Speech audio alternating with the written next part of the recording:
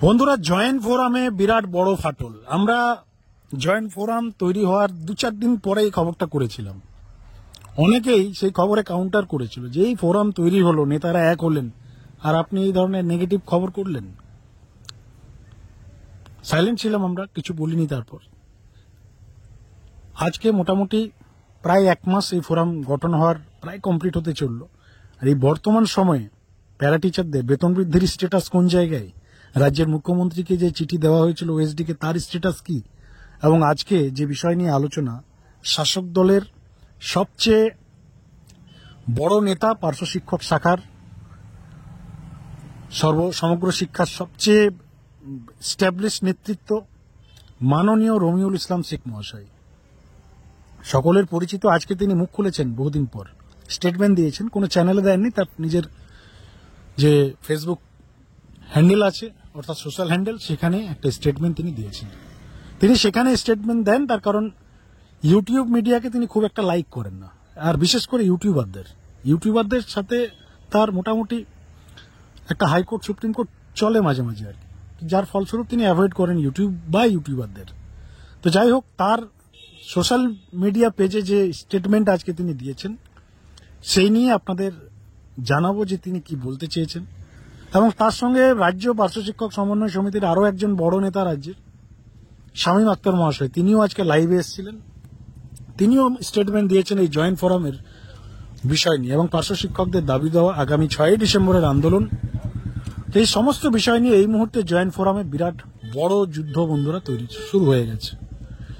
প্রথমে আপনাদের জানাই, এই জয়েন্ট ফোরাম লাস্ট যে বৈঠক আপনার 25শে নভেম্বরের যে বৈঠকের পর আমরা খবর করেছিলাম, বৈঠকের ফাইনাল আপডেট এই ট্যাগলাইন দিয়ে, কি হয়েছে না হয়েছে, কি সিদ্ধান্ত হলো, এই সমস্ত বিষয় নিয়ে আপনাদের জানিয়েছিলাম। সেই খবর করার পর কিছু নেতৃত্ব আমাদেরকে পরে তারা কাউন্টার করে সেই খবরে। তারা বলেন যে অর্ধ সত্য না জেনে খবর করবেন না বা করা উচিত নয়।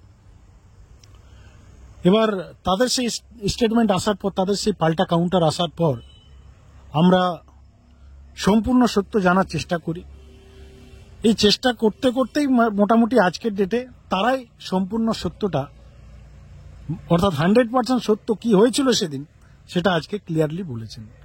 শামীম আক্তার মহাশয়, আপনারা সকলেই জানেন, পার্শ্ব শিক্ষক সমন্বয় সমিতির রাজ্যের সাধারণ সম্পাদক, বরিষ্ঠ নেতৃত্ব, অনেক কিছু অ্যাচিভও করেছেন, অনেক সাকসেসফুল হয়েছেন তিনি। তার নেতৃত্বে পার্শ্ব শিক্ষকদের ডিএলএড ট্রেনিং বা আরও অনেক অ্যাচিভ তিনি করেছেন, অর্থাৎ সাকসেস রেট তার রয়েছে।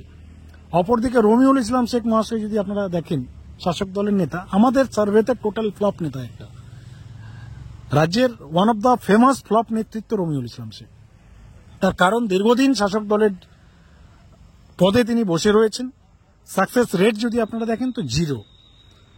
আপনারা সকলেই জানেন, যারা বিশেষ করে সমগ্র শিক্ষায় আছেন, রমিউল ইসলাম শেখ মহাশয়ের সাথে রাজ্যের প্রাক্তন শিক্ষামন্ত্রী পার্থ চট্টোপাধ্যায়ের অত্যন্ত ঘনিষ্ঠ সম্পর্ক ছিল।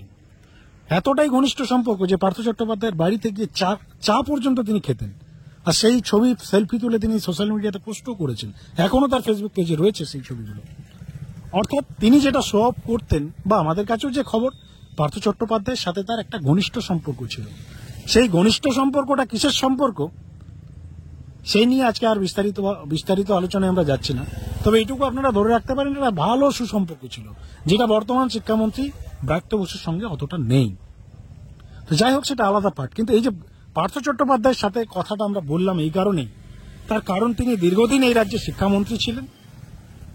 যে মুহূর্তে পার্থ চট্টোপাধ্যায় শিক্ষামন্ত্রী ছিলেন, রমিউল ইসলাম শেখ তখনও পার্শ্ব শিক্ষক শাখার রাজ্যের নেতৃত্ব ছিলেন, নেতা ছিলেন, সেই পদেই বসেছিলেন। কিন্তু সেই সময় তিনি পার্শ্ব শিক্ষকদের যে দুরাবস্থা, বেতন বৃদ্ধি, এই যে বিষয়গুলো বা দাবি যদি বলা হয় এক্স্যাক্টলি পার্শ্ব শিক্ষকদের, সেই দাবি আদায়ের ক্ষেত্রে খুব একটা বড় কিছু ভূমিকা গ্রহণ করতে পারেননি। আর যদিও করেছেন, সাকসেস হয়নি। আর সাকসেস না হওয়া মানেই তো ফ্লপ, তাই না? সাকসেস যখন হয়নি, কোনো অ্যাচিভ করতে যখন পারেননি, দাবি আদায় যখন কিছু করতে পারেননি, তার মানেই তিনি টোটালটাই ফ্লপ। তো 25 তারিখের যে বৈঠক, সেই বৈঠকে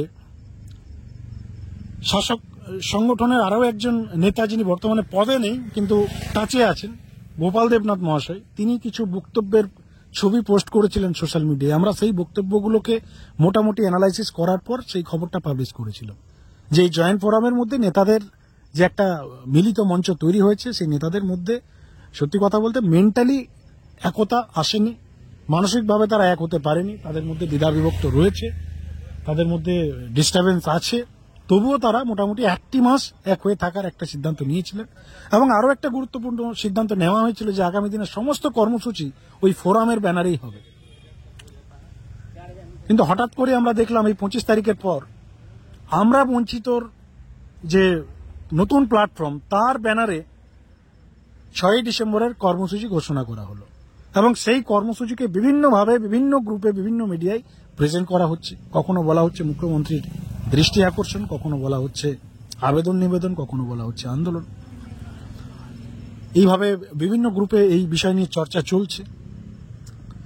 তো এই সমস্ত বিষয়কে সামনে রেখে আজকে শামীম আখতার মহাশয় লাইভে এলেন এবং লাইভে এসে তিনি বেশ কিছু ভিতরের গোপন তথ্য ফাঁস করলেন এবং সেখানে তিনি ক্লিয়ারলি একটা বিষয় আজকে বলেছেন যে সেই বৈঠকে অলরেডি সিদ্ধান্ত হয়েছিল এবং গোপন সিদ্ধান্ত,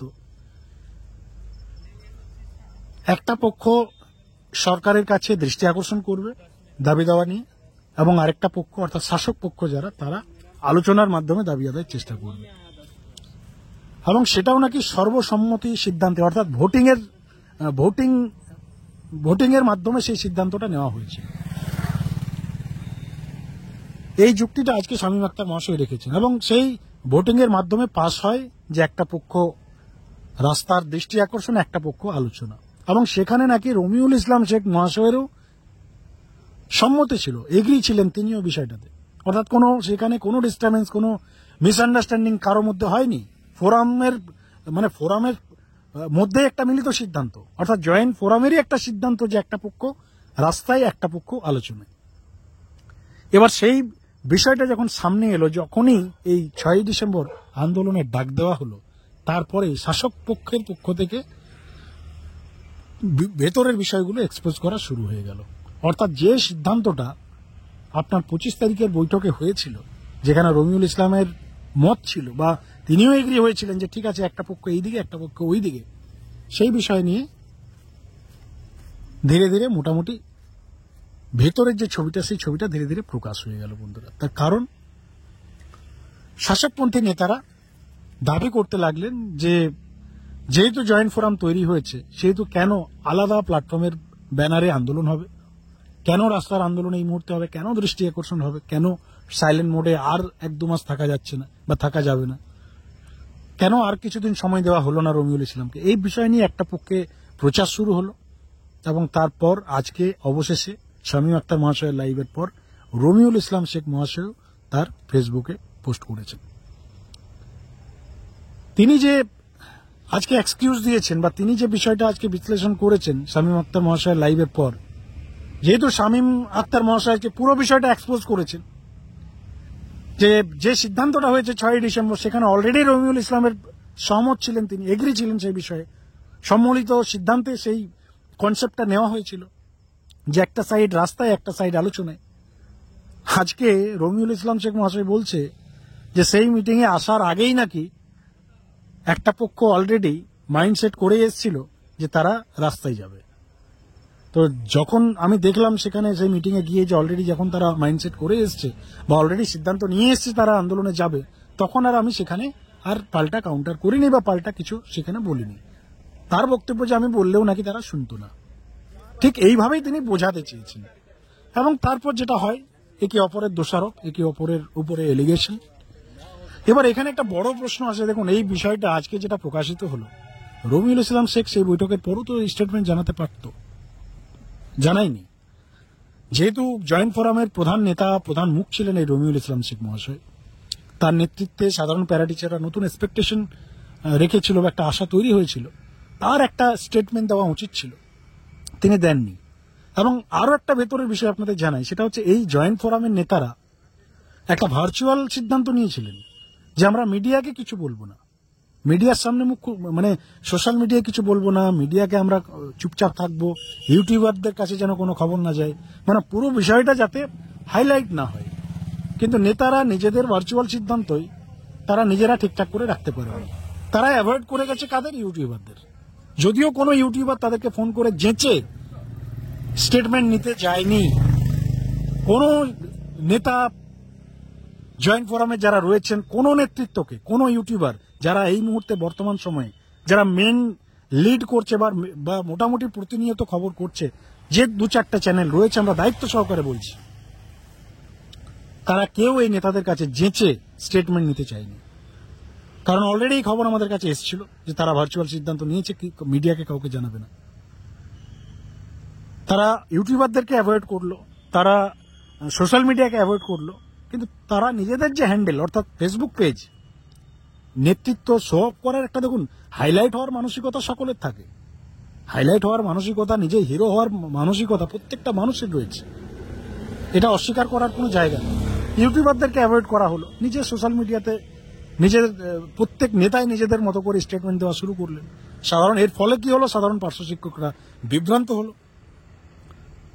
সাধারণ পার্শ্ব শিক্ষকরা কনফিউজ যে ভাই কে সঠিক বলছে। আজকের লাইভ যদি আপনি দেখেন শামীম আখতার মহাশয়ের, আপনারা যদি দেখে থাকেন, শামীম আখতার মহাশয়ের এক বক্তব্য, রমিউল ইসলাম মহাশয়ের এক বক্তব্য, গোপাল দেবনাথ মহাশয়ের এক বক্তব্য।